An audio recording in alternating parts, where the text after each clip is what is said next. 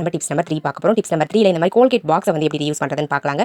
இந்த டிப்ஸுக்கு நீங்க பெரிய சைஸ் பாக்ஸா இருந்தாலும் ஓகே, இல்லைனா சின்ன சைஸ் பாக்ஸா இருந்தாலும் ஓகே தாங்க. எந்த பாக்ஸா இருந்தாலும் அந்த பாக்ஸை வந்து நான் பிரஸ் பண்ற மாதிரி பிரஸ் பண்ணிட்டு அதுக்கப்புறம் இந்த மாதிரி கட் பண்ணி எடுத்துக்கோங்க ஃப்ரெண்ட்ஸ். கொஞ்சம் கிராஸா இருக்க மாதிரி கட் பண்ணிட்டு டாப் போர்ஷனை ஃபர்ஸ்ட் நம்ம எடுத்துக்கலாம் தனியா. எடுத்துட்டு அது வந்து ஓப்பன்ல இருக்கும் இல்லைங்களா, ஓப்பன் இருக்கக்கூடிய அந்த போர்ஷனை நம்ம ஃபெவிகால் அப்ளை பண்ணி ஒட்டி எடுத்துக்கலாங்க. ஸோ 2 பாக்ஸ்லையுமே பாட்டம்ல வந்து ஓப்பன் இல்லாத மாதிரி ஃபெவிகால் அப்ளை பண்ணி ஒட்டி எடுத்துக்கோங்க.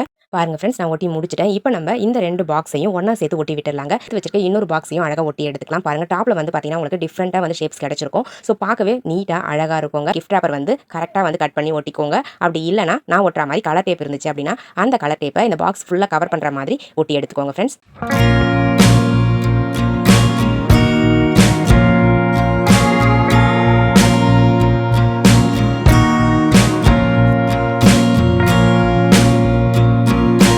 பாருங்க ஃப்ரெண்ட்ஸ், நான் ஃபுல்லா வந்து கலர் டேப் யூஸ் பண்ணி ஒட்டி எடுத்துக்கிட்டேன். ஒட்டின பிறகு எவ்வளோ கியூட்டா அழகா இருக்குன்னு பாருங்க. ஸோ இந்த மாதிரி ரெடி பண்ணிக்கிட்டு உங்களுடைய ஸ்டடி டேபிள்ல வச்சுக்கிட்டீங்க அப்படின்னா இதுக்குள்ள நீங்க பென்னு, பென்சில், கிரையான்ஸ் இது எல்லாத்தையுமே போட்டு ஸ்டோர் பண்ணி வச்சுக்கலாம். ஒரு சூப்பரான பென் ஸ்டாண்டா இதை நீங்க யூஸ் பண்ணிக்கலாங்க. டிஃப்ரெண்டாகவும் இருக்கும், பார்க்கவும் ரொம்ப நீட்டா அழகா இருக்குங்க. இந்த பென் ஸ்டாண்ட் உங்களுக்கு பிடிச்சிருந்தது அப்படின்னா மறக்காம இந்த வீடியோக்கு ஒரு லைக் தட்டி விட்டுருங்க. வீடியோஸ் உங்க ஃப்ரெண்ட்ஸ் அண்ட் ரிலேட்டிவ்ஸ் கூட ஷேர் பண்ணிக்கோங்க ஃப்ரெண்ட்ஸ்.